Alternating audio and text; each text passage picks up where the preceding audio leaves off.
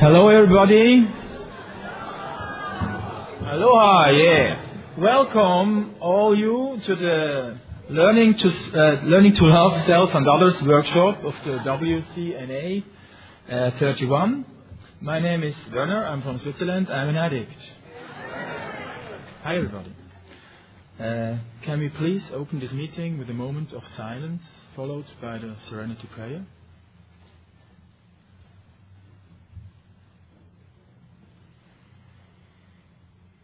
God, grant me the serenity to accept the things I cannot change, the courage to change the things I can, and to listen to know the difference. Okay, thank you. Now Christine has been asked to read what is the Narcotics Anonymous program.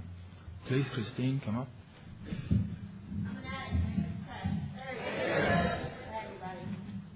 What is the Narcotics Anonymous program? NA is a non-profit fellowship or society of men and women for whom drugs have become a major problem.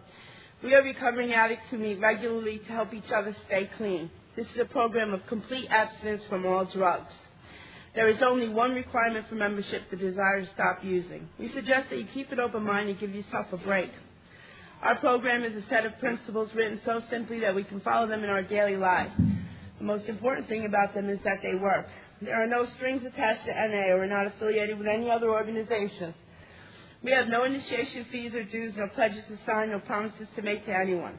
We are not connected with any political, religious, or law enforcement groups that are under no surveillance at any time. Anyone may join us regardless of age, race, sexual identity, creed, religion, or lack of religion. We are not interested in what or how much you used, who your connections were, what you have done in the past, how much or how little you have, but only in what you want to do about your problem and how we can help. The newcomer is the most important person at any meeting because we can only keep what we have by giving it away. We have learned from our group experience that those who keep coming to our meetings regularly stay clean. Thank you, Christine.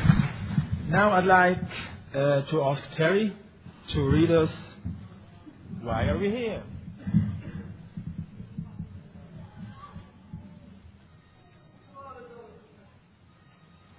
All right. My name is Terry from Dublin in Ireland, and I'm an addict. All right. Why are we here? Before coming to the Fellowship of NA, we could not manage our own lives. We could not live and enjoy life as other people do. We had to have something different than we thought we had found it in drugs. We placed their use ahead of the welfare of our families, our wives, husbands, and our children.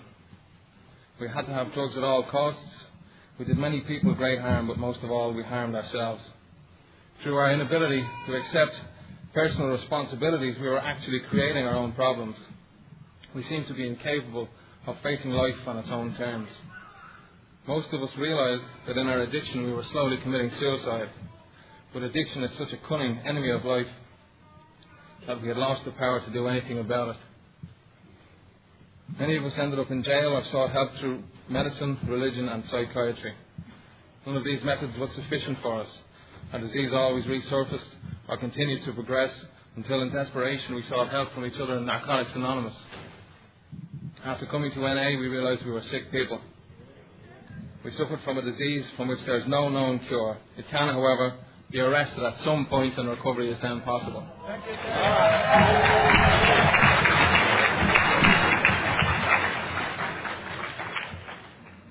Okay, at this time I would like to introduce our first speaker, also from Ireland, Terry.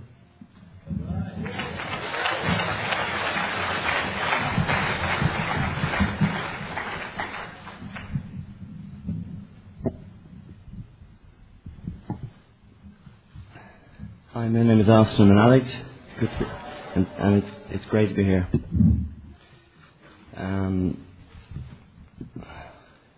I was busily writing my notes there for the last while. Spent the morning on the beach for an hour or two, and brought back memories of how fantastic a place Hawaii is.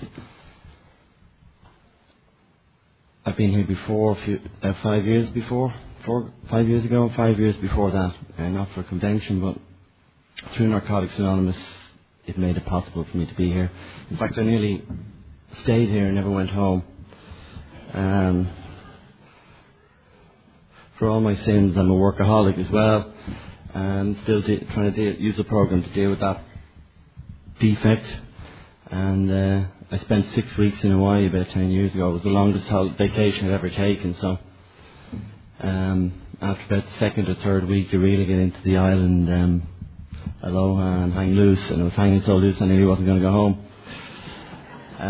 Anyway, I went home and made a lot of money, so maybe God was guiding me, and things were good in Ireland for a few years. But my heart has always been in Hawaii and coming back to Hawaii. And someday, one of my dreams is to sort of maybe spend certainly part of my time here.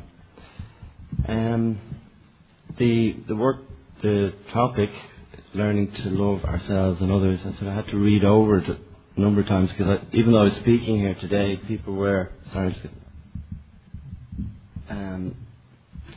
to me, what's the topic? And I said, love myself, love others, whatever. I was a speaker, and I must have taken that timetable thing out about 50 times. I still could never find the page. And in fact, even when I was walking up here, I was checking my pockets. I'm sure I forgot something, I have no sense of direction, and I have no sense of memory with certain things. But with time, I've just learned to accept that's just the way I am, and it doesn't bother me so much. Learning to love ourselves and others. I'd written down a little thing that I'd heard somewhere, don't know where, don't know when, but something that changed how I felt when I heard it and when I said it to myself. It was something that was suggested that I say to myself. A bit like you can say it there to yourself. It's sort of a little mantra where you can take it away with you, maybe use it. But what it did for me was it changed my understanding of...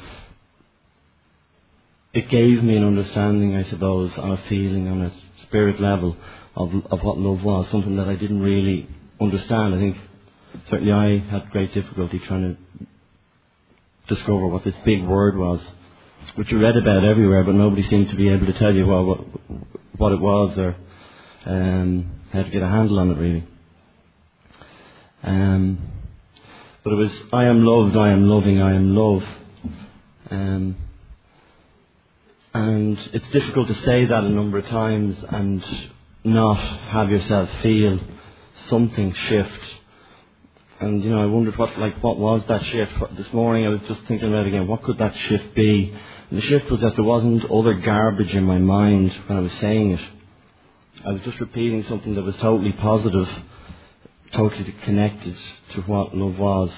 And I think, anyway, my simple understanding of it is that as a result I got the feeling, I got the meaning of what it was, because I didn't have a lot of practical experience of feeling things positive. I was a doer, a goer, a getter, a fixer, a control freak, whatever. And being that type of personality and having that type of lifestyle doesn't leave a lot of time for slowing down, breathing a bit deeply and feeling in your heart very much. But that's how I survived. That's how I survived before I took drugs.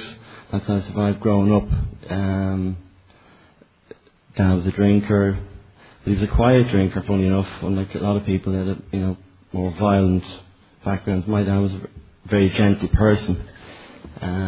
Just loved to drink. And so I can see today, through the program and through doing my own inventories and looking at my own story, that it gave me an awful lot of good qualities. And I think it's important to see that sometimes we look back at the brokenness of our relationships and our histories, and we go through very painful times, and it's hard to see the light or the goodness that was there. Like a part of my dad, I suppose, was a saint, really. I don't know how he tolerated me for that many years and never raised a hand. I know some people's story isn't like that, but I'm just giving an example, and I'm sure everybody has their own examples of a quality that people in their family have, their parents or brothers or sisters. And we have all the other stuff as well, the difficult stuff. So on a feeling, love, is an experience that I didn't really experience that often. I fell madly in love, or at least I think I did, was about 13. I still haven't recovered. I was talking to a friend of mine. actually moved to Hawaii about 20 years ago from Dublin. She's living in LA now. She says, "Oh, she was nasty. That Lorna one, she was nasty." I said, "I still loved her." So like we've all been swept away, and I certainly was. And so I knew what that was like. I knew what it was like to fall, and it was great, really. I wish I could do it again. I haven't done it in a while, but without the consequences. Sometimes when you're trying to pick yourself back up and dust yourself off, and it seems. But so for a long time I thought that's what love was, and I went, searching. I'm going to find that again, and she'll fix me, and it'll all be perfect. Nirvana will be found in the moment of eye contact. And I had plenty of moments of eye contact in the last, in the many years of recovery, and met plenty of wonderful people and shared plenty of wonderful experiences, but they didn't bring me to nirvana or total peace of mind. I don't like saying that, like what I'm left with. Who I am is myself, and I suppose in sort of meditating a bit today on the topic, learning to love myself and others, one thing that came to me was, because I'm in a relationship at the moment with a partner who's a very, very good person, and I struggle a lot with, the intimacy and getting close, but I have to be honest with myself as well. What I always had difficulty with was I would try and make things work, make situations work. There must be something wrong with me. I'm sure I'm doing something wrong. It's because I have never, because it's fear. I've got to surrender more. And I go back to the first point I raised, the I am loved, I am loving, I am love. There was so much negative thought in my mind, so many negative beliefs I had about myself that I picked up since childhood from different influences, that I couldn't shut them out. So when I'd reach a difficult situation in a love relationship, I'd immediately assume, particularly when we're in recovery and we do inventories, we're meant to look for a balanced inventory, the good and the not so good in ourselves, and then try and, with the help of a higher power, change.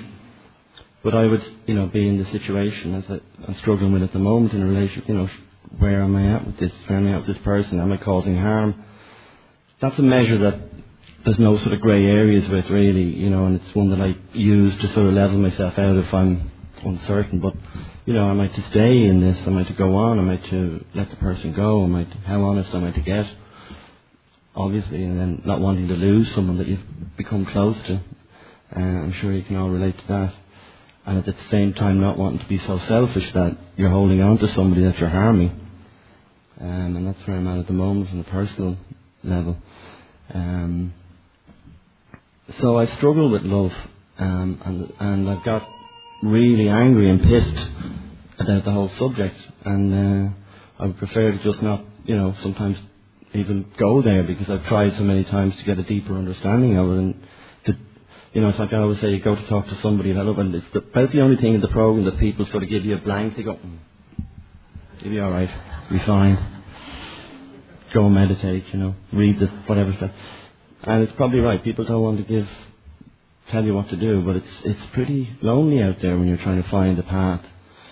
One thing that I haven't done since I came not that I haven't done, but one thing I've tried not to do, I have on a number of occasions, is harm other people, because it's interesting, Terry just read out, he got the reading today and said there's no such thing as synchronicity, because I'd marked a little reading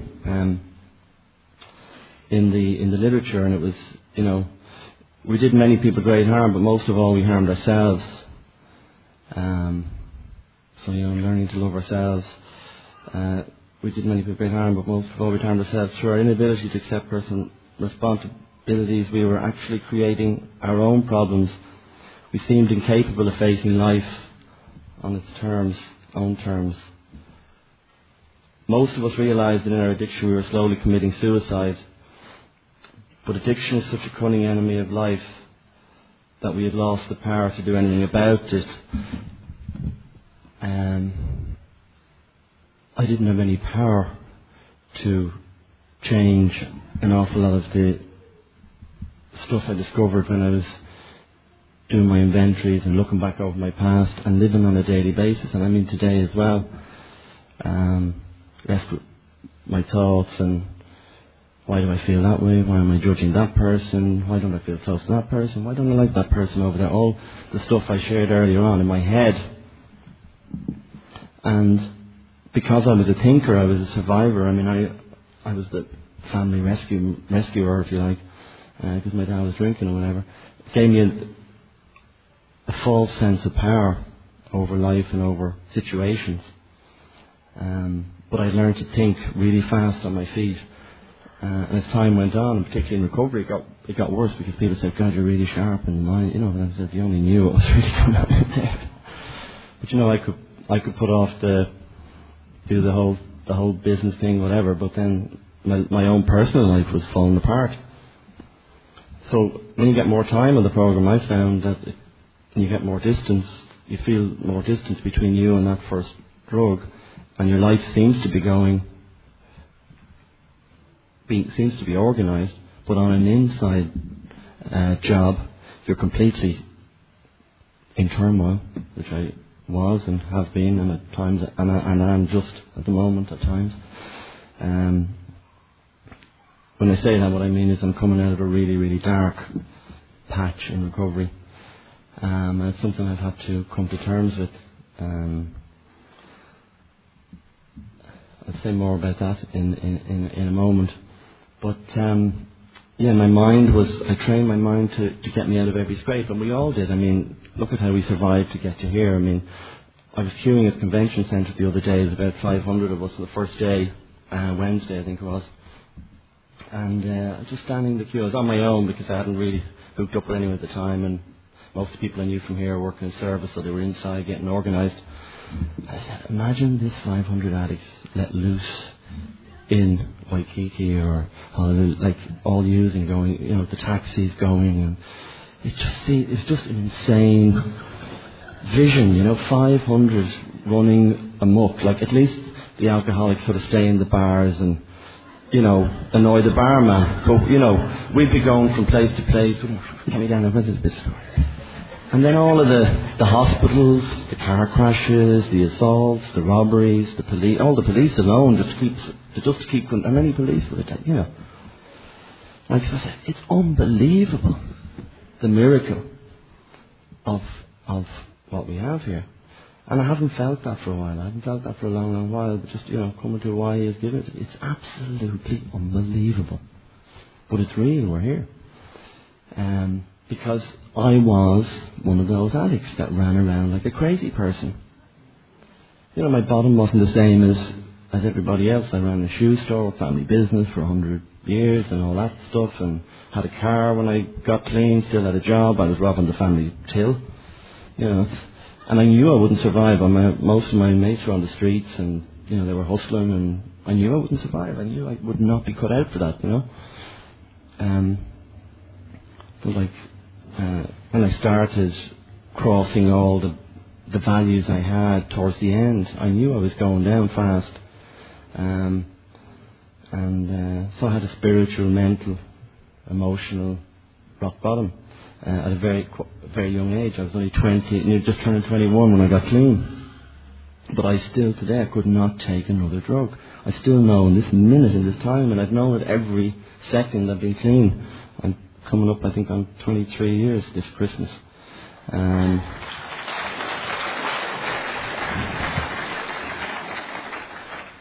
I say I think 23, and that sounds crazy because I used to know I know my clean date, thank God, 7th of December, but I don't really know the year because the last year or two for me has been hell.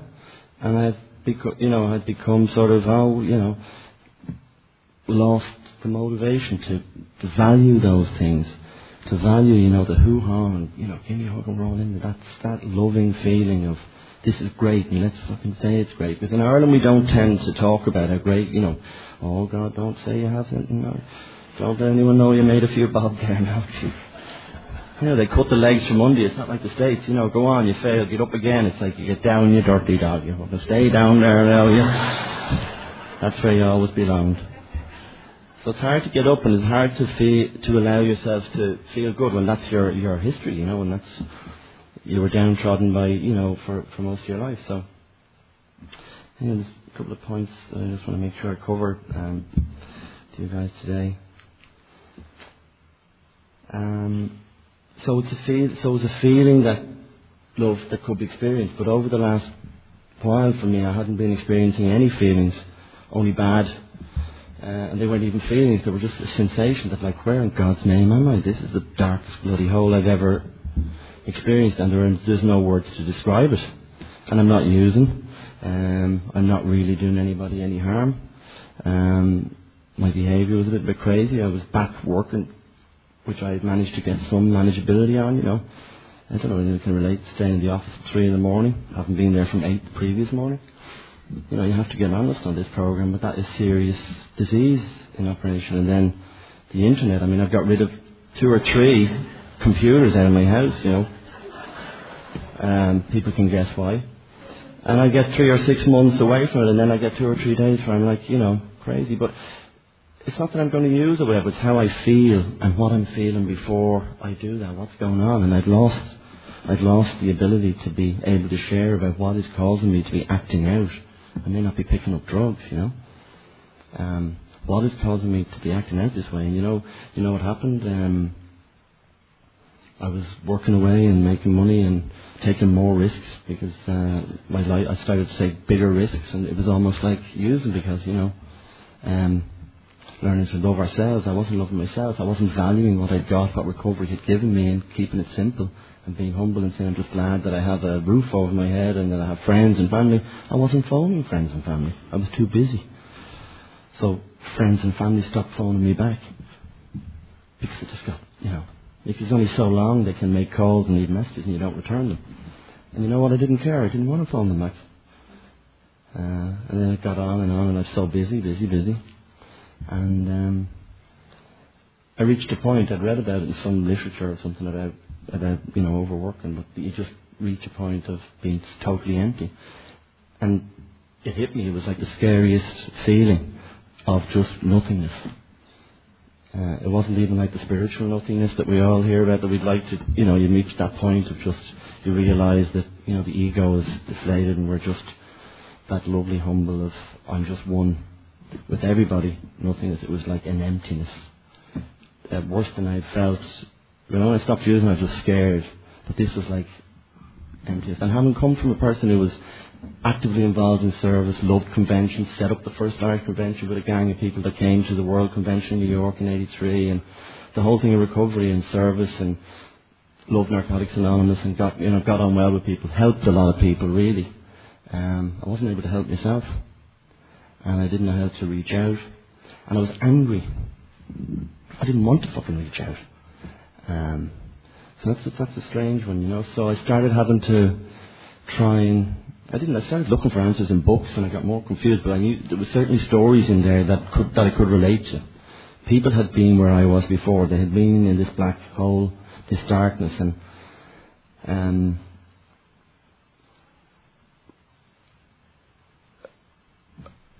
I suppose I was lucky most of my life. I also was born lucky, but I was lucky that I found recovery, obviously. But in a control way, I always got out of jail just before they came. I'd be at the parties, and before they'd bust them, I'd know they were coming. Or before someone sort of OD'd, I'd escort them out to the front door and say, you need to get a taxi, if I was having the party in my place.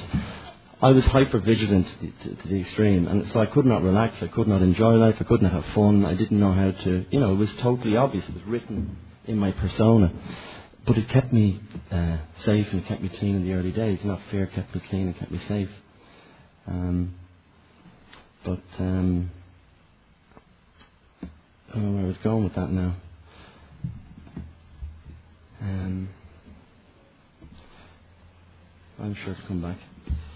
But what I've written down is that learning to love ourselves is really a learning, because it's been a learning for me, because I thought it was something I was just going to get a hold of and then hold on to forever. Like once you get something, like you buy something, I have it now, that's grand.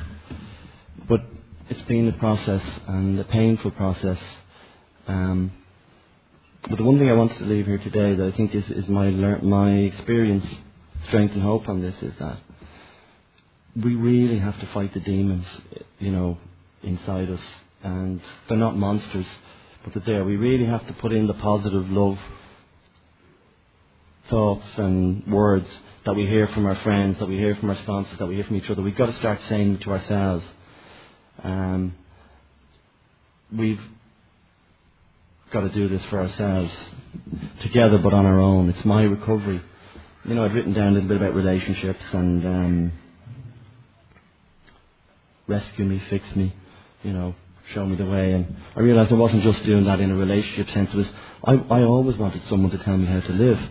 I always wanted someone to live my life for me, so I didn't have to face any fears. I didn't have to, like it says there, our inability to accept personal responsibilities. I did not want responsibility. If it meant it could be painful, I didn't want it. I often went through tremendous pain and came out the other side, but only by, I didn't want to actually have to face up to it and say, I'm willing to go through this because I know it's going to make me a better person. If it happened, I'd survive it. But to actually say, no, I'm going to take responsibility for myself. I'm going to choose to live by the principles. So I wanted someone else to fix me in relationships. I wanted whoever was there that would do it, I wanted them to do it for me. And what I've realised is that in recovery, we sometimes can do that with each other. I cling on to someone, they cling on to me. That's nice to an extent. There's a love there that has to be there, but I've got to also do it myself. I've got to work these steps myself. I've got to find the principles and get the knowledge of people who've got experience, but then I've actually got to apply them myself. So that dependency, that defect was in me. The human, it's not that anybody else is not, it's the human imperfection, the imperfection of being human. I had to accept that I wasn't perfect, because I had everything I'd always pulled it off at the last minute. And I had a very tragic experience with a fellow member, friend, my dearest friend really, in recovery, because he was always ringing me in the office trying to get me out on Friday evening to get out early and go and have a meal with the guys and build up a bit of that love that we don't have a lot of in Ireland. In fairness, we do have it, but not in the way maybe you guys have as much. It's more difficult for guys to get together in men's groups in the same way, but we had got this thing together. But we'd been on vacation and we learned to scuba dive and the whole thing, and in Grenada. And we were swimming one day in a place that we'd been there for the whole week, and it was chilled out and relaxed, and we were totally relaxed. And he'd gone in the water, and there was sort of a reef off the beach. I was relaxed listening to some whatever music, and another member from the UK was there. And he just got sucked out over the reef. Freak, wave, whatever. And I just heard the shout, and I swam out to the reef, and I was a good swimmer, and I got up, and by the time I got to where he was gone out over, and I just see waving. Kieran was his name. And I'll tell you, you realise your powerlessness when you're standing on a reef and your best mate is out there, and you're saying, I'm going in. I've no choice, I'm going in. And you look down and you see the wave breaking off the wave thing, you realise it's 10 feet down and it's jagged and it's rough and you're going to get trashed off that reef, so you're not going in. So you try and work out another solution, he's still out there waving, and that's what happened. And Kieran drowned on that particular day. So for somebody that always had to come on for the last minute, for me it was a wake-up call that threw me into a whole new level of recovery. I didn't have people dying when I was clean and terribleness that I've seen my friends, and particularly in New York and the area, there was a lot of people dealing with people with illnesses and that. I sort of had an easy ride up to then when I look back. And I wasn't able to hack it. For about a year or so I was living every second like it was my last. I had a great life. I was living it up, really enjoying life the way it should be lived. But then it hit me, reality. My own life, what was it about? What was I doing? My own mortality, which we don't maybe like to talk about here, but I've done nothing but talk about it for the last 3 or 4 years. Because we have a limited time here, and what are we going to do with it? Because I'm out there making money doing this, and then I go home and I'm on my own and say, well, what did I do today of any real value to somebody? If I didn't harm anybody, but I could have phoned someone back, I could have gone to a meeting, I could have phoned my bloody mother. Who's done so much, for me. we get on well. I mean, I don't say it badly. I do call it this, but just on a heart level, I could have picked up the phone on a heart level and said, "How are you, man? How's it going?" Rather than, yeah, oh, you phone me back, yeah, that's fine, yeah, I'll get you the tickets on the internet, yeah, that's fine, okay, when are you going back to Spain? Okay, look, come on. Like, because that self-centeredness, that selfishness, that fear that drives all that is still there. And the problem is these people are going to be gone, and the harm is going to be there. You know, we've done our best, but we have an opportunity because we're clean to make the difference. I had an experience on the beach today that just reminded me of many experiences, and I'm not being judgmental when I say it. It's just to point out, I think 'cause I've done it myself, consciousness, being conscious of each other, being conscious of people around us. And when I'm in my work mode or fear mode, I'm just not conscious. Unless there's a crisis, you know, someone is really in difficulty or distress, I'll be there. Okay, hang on, you need an ambulance? Okay. But on the smaller, there's the subtle things, you know. But there's a couple on the beach, and he was going off somewhere, and he was saying that. But the young fellow was standing in front of him. He was only 8 or 9, and everyone was going in the water, and I just got out of the water, and he was saying, "Oh, can I go in the water just for 2 minutes?" They were going on some trip, so obviously he only had 2 or 3 minutes, and he could have gone in for a minute or two, but the dad was there with the partner, and said, "Oh no, no, we're going to go up there now. We're going for the coach." So he sits down, and is twitching his feet, the young fellow, you know, on the end of the mother is staying there for the day on the beach, obviously. And they're talking. I just hear the dad then, "I had this for breakfast, I had that for breakfast, I had this for breakfast, I had the other for..." And he's given the whole, you know, history of what he had for breakfast. And but the young fellow just asked him, "Can you get into the water for a minute?" You know, like, life is short, and here's the moments, you know. As I found when I came to Hawaii for 6 weeks, you know, just the water, the whole energy that's here is so spiritual if you can tap into it. And so I was saying, you know, don't get involved, it's not yours, there's nothing to do with you, you know, just detach, say a prayer, you know. I look down and the young fella's in the water rolling his shorts up, he hasn't even asked, you know. I go, yeah.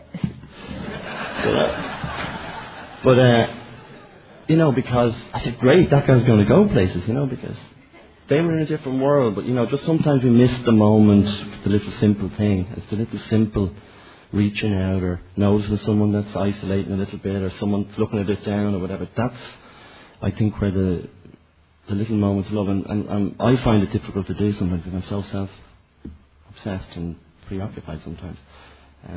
We're getting on near the time, so I'm going to just try and put down one or two things I wanted to say. Yeah. I came up with a little saying this morning. I was meditating. Principles are our guiding stars, but they're not always easy to see. Like that's what it's been for me. I know the principles. I know what they are. I know that I should try and be more tolerant, understanding, forgiving, or whatever. But I need to sometimes, when I'm going through the struggles and the difficulties, I don't always give myself enough time to get enough peace to see that the answer could be there and to try and work it.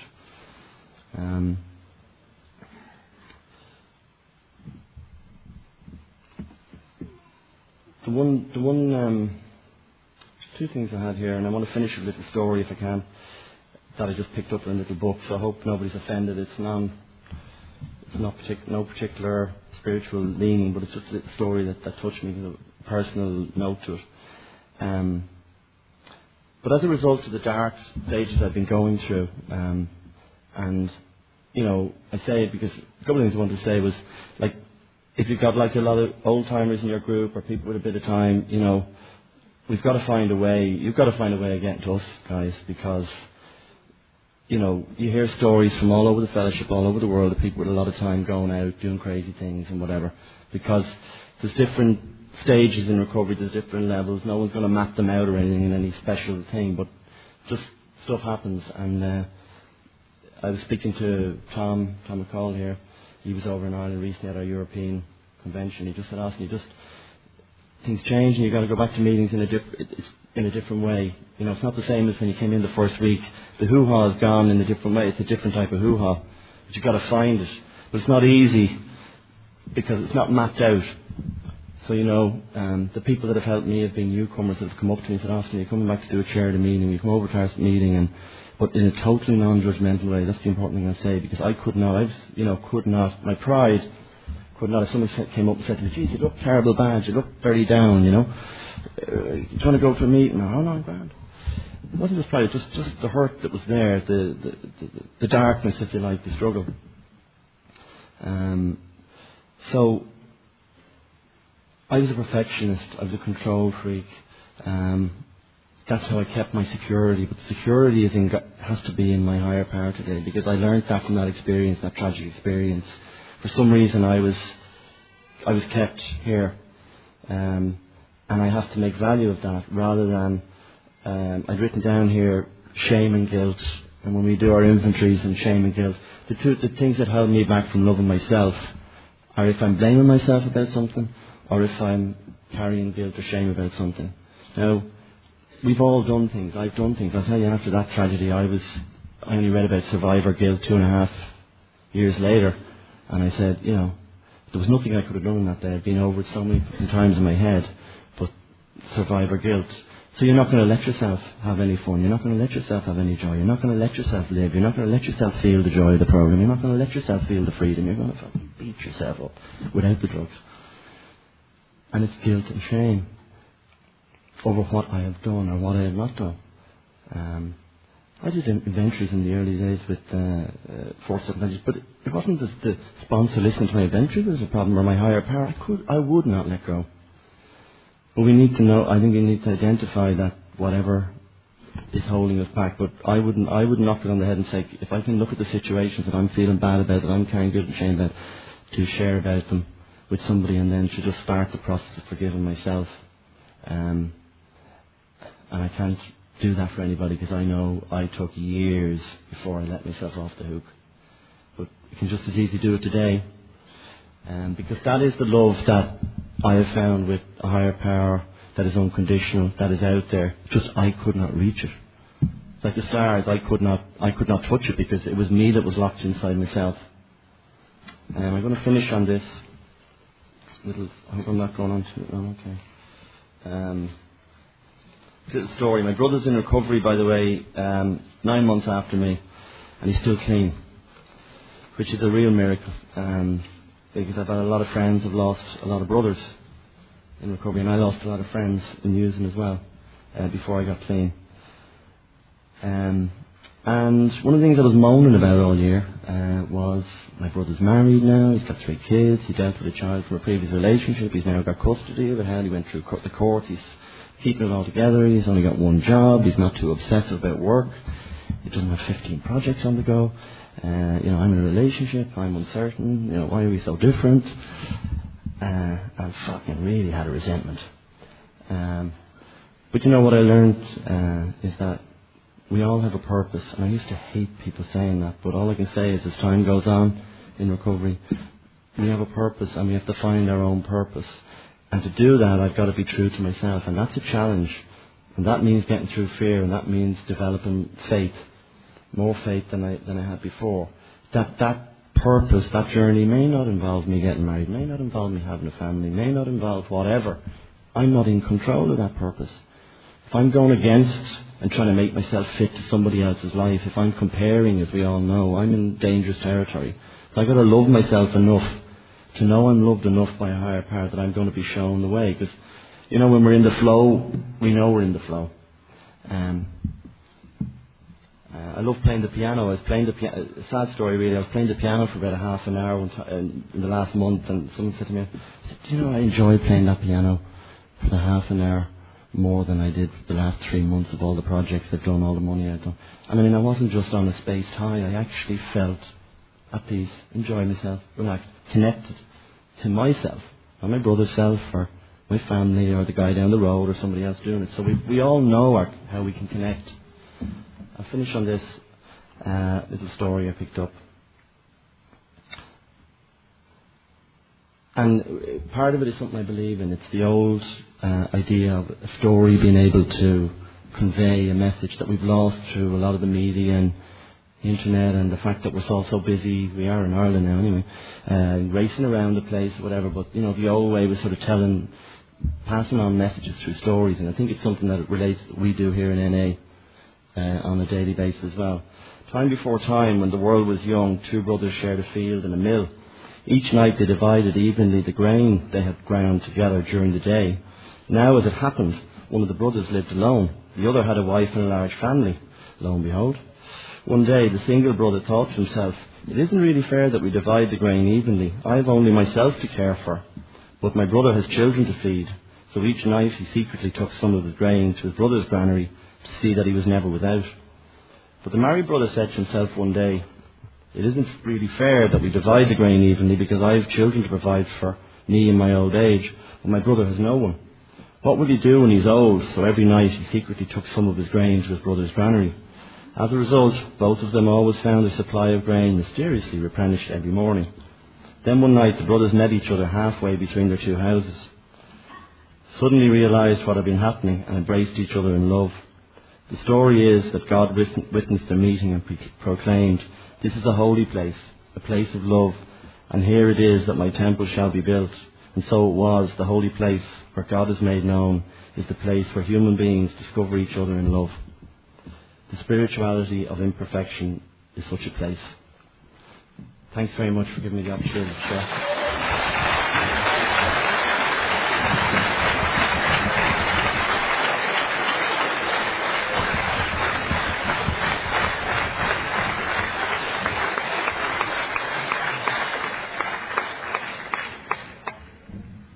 Thank you.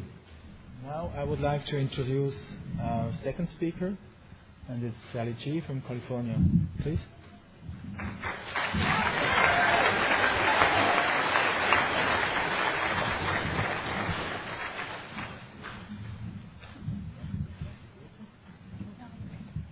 Hi everyone, I'm Sally and I'm an addict. Can you hear me good enough? Do I not have to lean into the microphone or anything? Well, first I want to thank Austin for sharing and getting the spiritual stuff out of the way. I have much less of a burden now. I also took notes. I had a very spiritual pitch outlined. I've been working on it for 3 months, and I just had to cross out most of the stuff, so it's been covered. Anyway, well, I know people come to World Convention meetings and have this tremendous expectation of, these spiritual giants at the podium just going to really tell you all how to do it, because you all know that we're selected for these topics because we're just, internationally known for knowing how to love self and others. And everybody who knows me knows that I'm just great at loving myself. Not.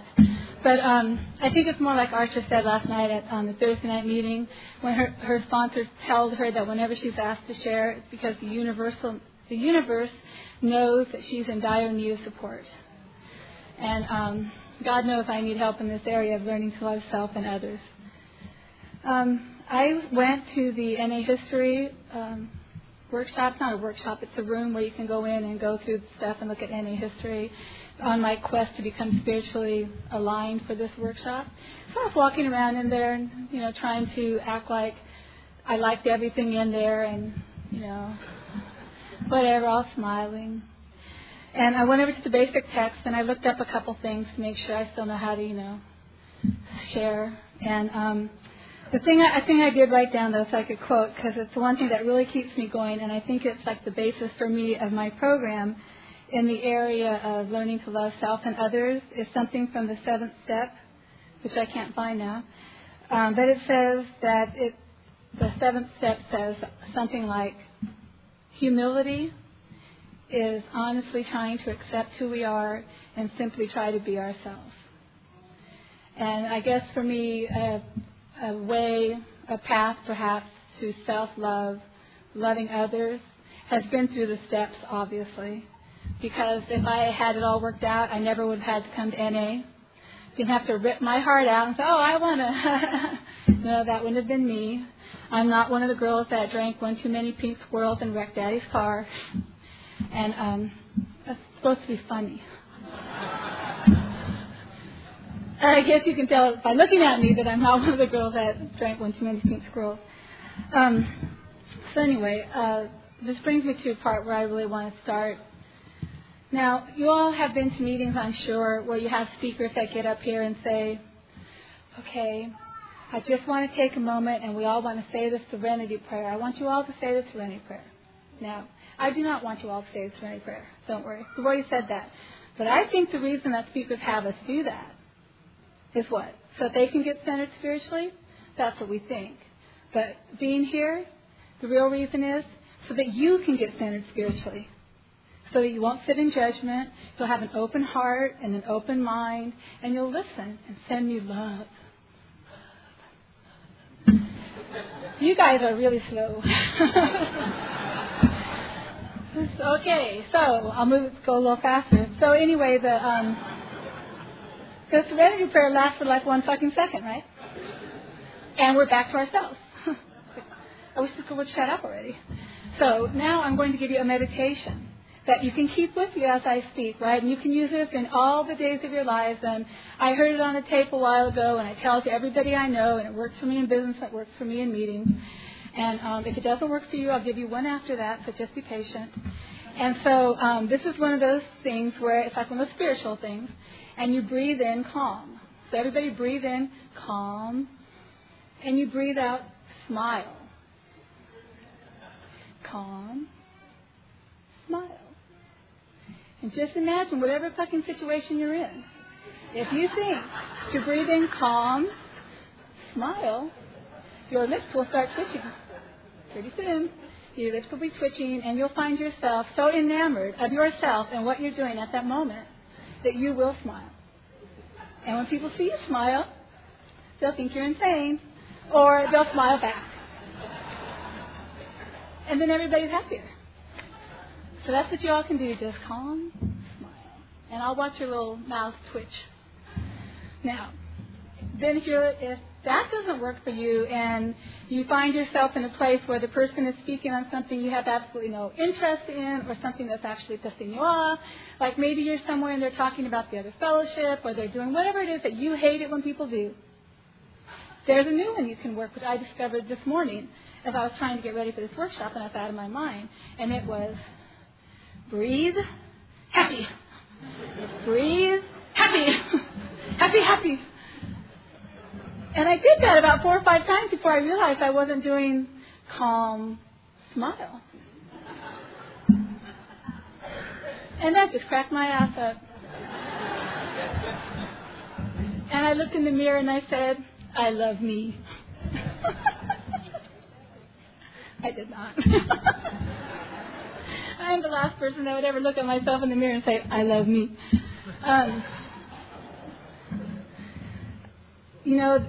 It's really hard to talk about this topic. Austin did a great job. I understand the need to take notes on a topic like this because this is not an intellectual process, in my experience, right? It's a spiritual process. It's sometimes quickly, sometimes slowly.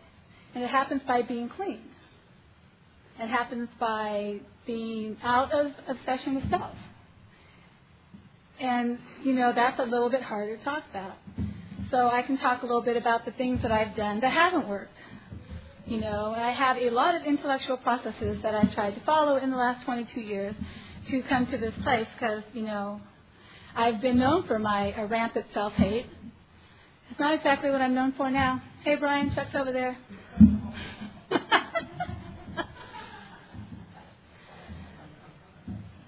When I got clean 22 years ago, I just had my birthday. I was 22 on the 22nd of August. It was great. Yay!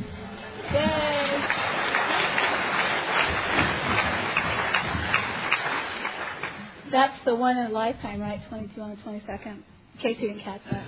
But when I first got clean, one of the very first times I ever spoke, I was whatever. I was really full of a lot of self-hate, and I did a lot of physically self-destructive things over my course of life. And not all of them stopped when I got clean. A lot of them stopped when I got clean, like I stopped sleeping around. That was something I learned that was very hard to pull off when I was, clean. It really wasn't the same thing at 10 minutes to 2, just all perky-eyed. Hi, you ready to go home? I was like, didn't work. A lot of my behavior stopped when I got clean. Some of them didn't. the self-hate, the beating myself up, the guilt, the shame. For me, the binging, purging, vomiting, over-exercising, over-successful at work, all the kinds of things that I did on a daily basis to manage and control myself. A lot of those things didn't stop. But it didn't seem to me that the other people were talking about those things. Everybody around me seemed to be fine. And whenever they spoke in meetings, they talked about what it used to be like, what happened, and what it's like now. They shared their experience, strength, and hope. But it seemed to me that it was always in the past tense. It drove me insane. I felt like I was the only one in the room that still lived in my disease, even though I wasn't using. That was very irritating. So I said, fuck that. I'm just going to share my story. And so I become one of those people that always just says what's going on. And most of the time, it's in a recovery-based big picture. The little picture might not seem too recovery-oriented. It's the bigger picture that counts, you know. Anyway, what I'm trying to say here is I spoke about the stuff that I was doing and how much I hated myself and how that was fine because that's who I was and that's how I thought, and that didn't stop me from getting up and going to work and staying clean and blah, blah, blah, blah. And at the end of this meeting, this woman asked me to sponsor her. I was like, why? And she said with a straight face, she said, you know, you are the first person I've ever heard talk who seemed to hate herself as much as I do. And you seem to be okay with that. And I want that.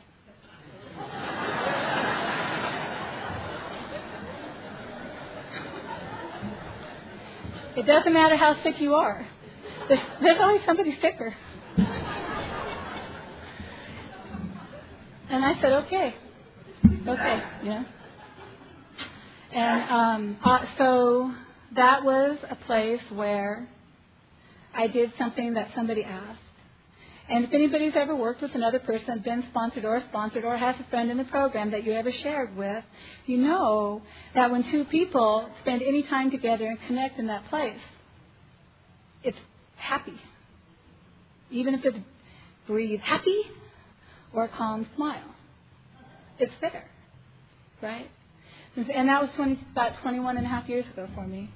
And I have had many, many more of those moments that bring me to that place of loving others.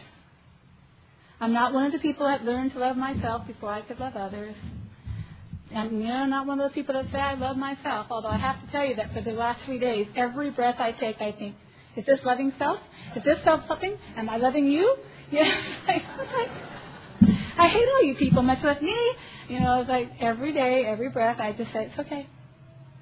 You'll make it. I thought it was Saturday at 9. Thank God it's Friday at 1. Get over faster.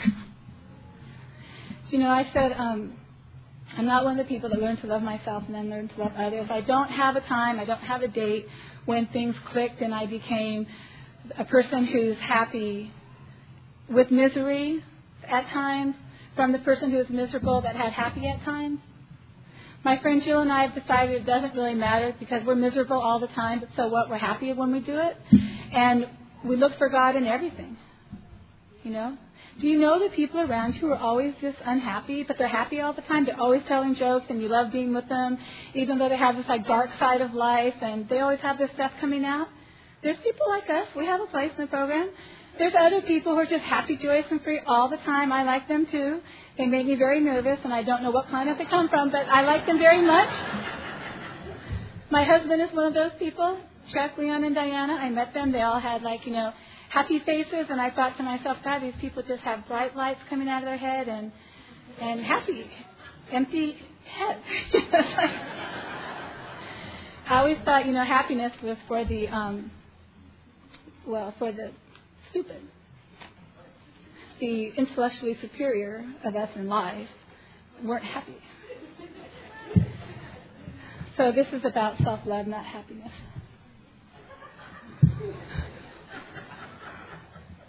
Some people are so good. So earlier in my recovery, when it was apparent that I was very much into self-hate and I was vomiting like 5 times a day and doing various other physical things that I really needed to get a handle on, like they were really, really hurting me, and I had 5 years clean, and I was recovering, I was supposed to be well, and all this stuff. I had these other things going on. I really had to take some positive action. So I got a sponsor, and she told me that I needed to do I was going to say apparitions, affirmations. Now, I hope nobody takes this personally. If these things work for you, I mean, good, right? I'm just sharing you my experience because you might be like me where these things don't work. So she gave me a very simple one. I am a beautiful child of God, and I deserve love. And I'm sure that I am. I know that you are. So I started that, and I'm a beautiful child of God, and I deserve love. And then I started working out. Now, as I lost weight and got physically fit, I was much more deserving of love. Oh, the better I looked, the more deserving of love I was. I got a better job and made more money. I was really deserving of love then. The bigger the paycheck, the more the love that was coming in. The more I loved myself, the more I loved you. That's all going really well, right? First couple of years of recovery. Then somebody reads to me that line in the basic text that said, I don't know what, spiritual recovery doesn't equal social acceptability or some bullshit. I just ignored it. So I maintained my path, of learning to love self through outside activity, and I broke my foot working out, but I thought that was something that, fat people did, bad people did, so I just kept working out on it anyway, because I figured I'd just make it go away. Make it go away. So I kept working out, and my foot got really swollen, and I wrapped it up, and pretty soon I'm limping and buy a bigger size shoe on one side, not the other. And I'm still doing my aerobics and my matching outfit with the other people. We're at this gym where the women are exercising. This is like in the 80s, okay? So it's, cement floors. And the women exercise in the front, and we have big mirrors. And the men do weights in the back where they watch us, and we watch them watching us. And it's just like 90 minutes, God, it was so hot in there, And, God, my foot hurt so much I could not stand it. And one day I left that gym and I was walking across the street and my foot missed the curb. And I was like, oh my God, I'm never going to get anywhere. I just can't even exercise right. And I've broken my foot and I start this self-hating, just berating myself. And I'm like in the middle of the street in Los Angeles, 1 block off of La Brea. So I'm like taking 2 more steps and it's like, wait. Those are negative affirmations. Whatever I tell myself is going to come true. I'm going to create my own reality. If I say I can't do it, I'll never be able to do it. So I stopped. And I'm a beautiful child of God and I deserve love. Stop. And I just fucking fell down. I started crying. I can't do any of this. It's all too much for me. I give up. I never exercised again for years. I gave up totally. Threw it all out the window, everything gone. Went back to my little self-hating life, quit telling people about it, and stayed clean. Right? Thought, well, that didn't work out too well. I'm not telling anybody else what's going on with me for a while. No, not going to talk about that. So, affirmations and a lot of really focused, constructive work on the outside did not make me love myself or others anymore. However, I still do a lot of focused, constructive work on the outside, and, it's good. It's not bad, it's good. My husband loves the fact that I make a big paycheck. He tells people that all the time. My wife has a real job. That's good, because now he thinks he gets to retire early. So I can keep working forever. And that's me loving me and him loving me to my paycheck. So the affirmations didn't work. But the thing that I said that kept happening was I stayed clean. And by staying clean, I stayed in service, which obviously is the most loving thing that we do, right? Because we show up and we serve the program. On anybody's worst day, coming to a meeting, serving the program. The other thing I learned then was that, yes, it was true. I was pitiful, pathetic, and the saddest and loneliest. No, while it was true that I was pitiful and pathetic and the saddest and loneliest girl in the world, I should still at every meeting try to find someone who is sadder and lonely and more pathetic than me. And I should go up to that person and I should say, how are you? And I should not say how I am. I should talk to that other person. And that has been something that has really, really been helpful. It also makes people think that I'm really compassionate and caring. So, am I really compassionate and caring? I don't know. I act with compassion, right? And it's the action that actually guides my life. We're a program of action. We act our way into the right thinking, right? So the actions that I've taken have very often been contrary to my first thoughts. It's like my husband always says, his first thought is wrong. Ignore it, keep going. Ignore it, keep going. Now, yesterday I wanted to spend the entire day in bed because I needed to rest up for this pitch. In case I didn't do well. So, and I had all kinds of other things planned, obviously. I had a commitment to my friend Tara. Oh, yes, I'll meet you at 9 o'clock and I'll stand in line in the merchandise with you. Yes, I will. And I'll meet you there. Could I, just build in my back door? Because I want to be a woman of her word. But since I don't ever really do what I say I'm going to do, I try to build in these back doors because then I can lie to myself. So I tell her, well, I'll meet you over there. But in the meantime, I have to go out snorkeling first. So, okay, I got to go snorkeling first. And we get lost. I get back late. And, well, I don't really want to stand in line because, I'm tired now. And I have to be. And so I'm laying in bed. And my brain is running through a series of excuses. And it's like this, no, that one's not good enough. Okay, we'll come up with another one. I don't know if anybody else knows this one where you just listen to your head long enough. And it finally came to one that made sense to me. The rationalization that worked that kept me in bed the extra 3 hours. Oh, well, I'm going to go to the main meeting tonight and then to the luau, so I need to rest. Just like that. My head wasn't my first thought, but it was the same first thought process, which was, let's keep Sally in bed by herself, feeling isolated and lonely, and feeling like shit about herself. And I listened to it. That was my disease. I just welcomed my disease. Oh, hello, honey. How are you? What do you have to say today? Come in bed with me. We'll stay here. And, it sucked. Thank God Tara called me again and got me out of bed. I went to the beach for an hour. Then I lied to my husband and didn't meet him over here when I was supposed to, It's like, But that is how I am on a continuing and ongoing basis. I get up every single day and I am still here. And I'm still with me, right? Always. Me, God, and my pillow. So we're always there together, That thing works for me no matter what. And my head is still with me. It tells me anything it thinks I need to hear in order to do whatever it thinks I need to do. And it's my job to stay close enough to other people to know if that's the right thing to do or not. Now, when I'm trying to make a decision, I don't want anybody to know my thought processes. I know that there's something wrong there. When I'm doing things, I'm not going to tell anybody. Like when I make decisions to go to work, go out to the bar after work with friends, and I get there first and order Bloody Mary and order Virgin Marys, because I don't want to look stupid sitting in a bar waiting for people. And I don't tell anybody that. I know there's something wrong. And I'm not ordering that because I like spicy tomato juice. So that's one of the things that I've known about understanding who I am and what makes me work. So the next thing about that, instead of being lost in the disease of self-hatred, which separates me from me and me from you, because I get into this self-pity place where it's like, they'll be so much better off without me. I'll just bring people down. I better not go. I'm talking to the dinner table with my kids. I was like, I better not go out to dinner with my kids. They'll be better off. I'm not a very good cook anyway.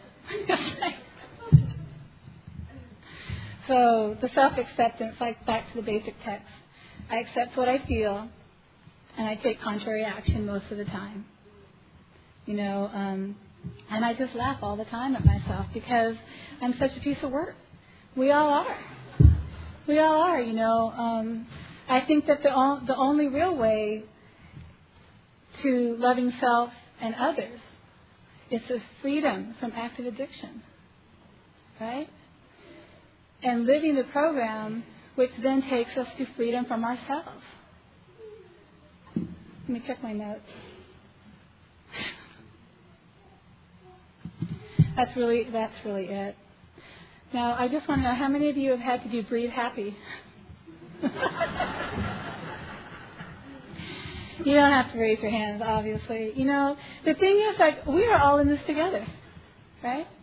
It is so great. It's really, really hard to not love the people in the room who have sat and listened to me for this past 30 minutes, you know. And we all do that for each other because we know what it feels like. And every one of us just wants to be loved. Even the creepiest person in the room just wants to be loved. And just remember that to somebody else, you could be the creepy person.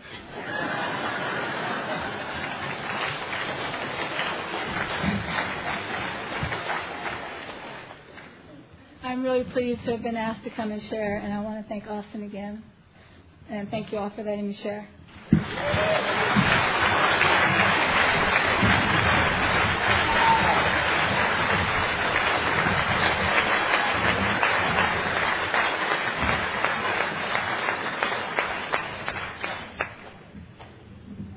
Okay, so let's thank Austin and Sally one more time.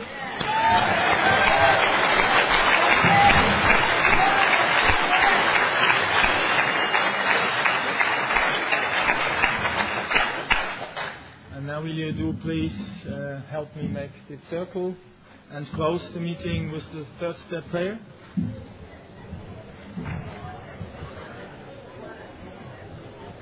Oh, sorry. We have to read, sorry. I'd like to ask, Suzanne to read. We do recover. Come on.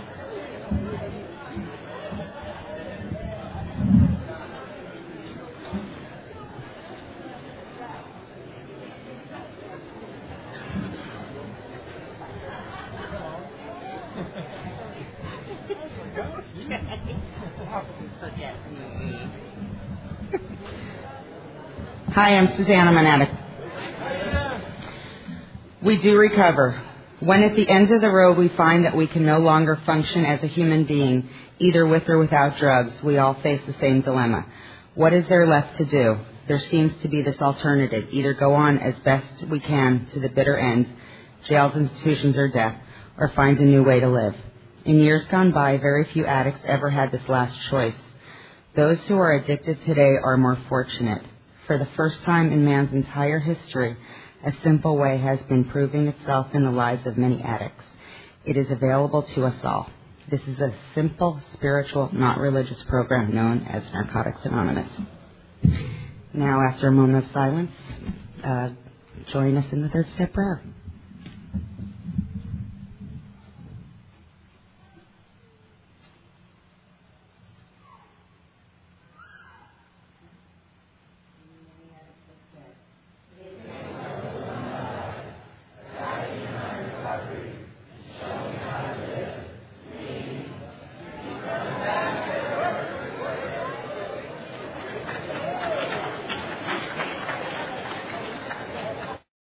Hello everybody.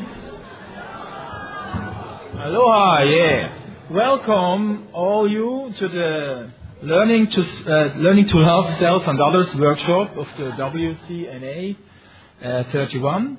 My name is Werner, I'm from Switzerland, I'm an addict. Hi everybody. Can we please open this meeting with a moment of silence followed by the Serenity Prayer?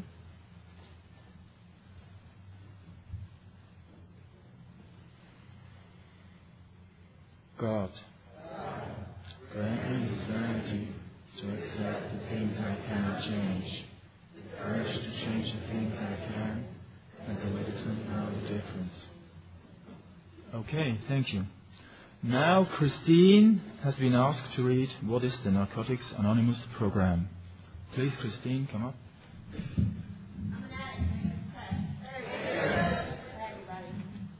What is the Narcotics Anonymous program? NA is a non-profit fellowship or society of men and women for whom drugs have become a major problem. We are recovering addicts who meet regularly to help each other stay clean. This is a program of complete abstinence from all drugs.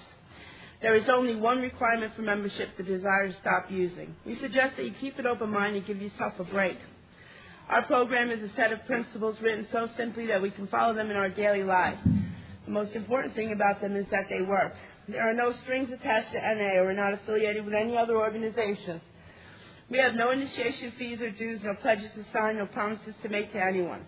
We are not connected with any political, religious, or law enforcement groups that are under no surveillance at any time. Anyone may join us regardless of age, race, sexual identity, creed, religion, or lack of religion. We are not interested in what or how much you used, who your connections were, what you have done in the past, how much or how little you have, but only in what you want to do about your problem and how we can help. The newcomer is the most important person at any meeting because we can only keep what we have by giving it away. We have learned from our group experience that those who keep coming to our meetings regularly stay clean. Thank you, Christine. Now I'd like to ask Terry to read us Why Are We Here?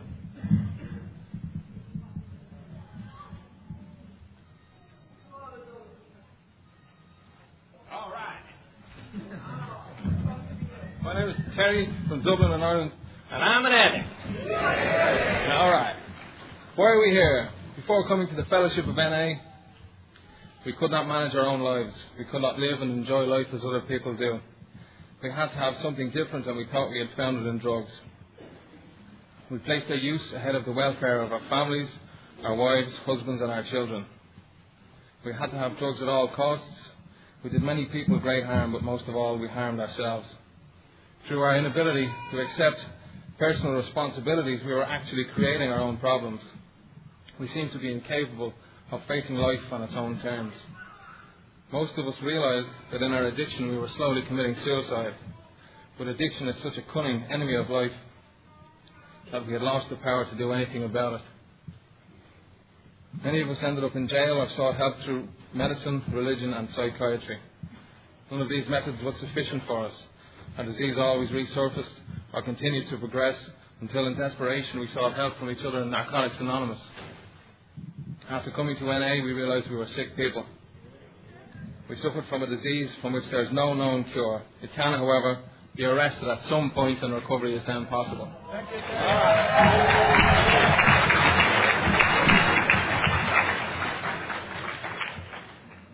Okay, at this time I would like to introduce our first speaker, also from Ireland, Terry.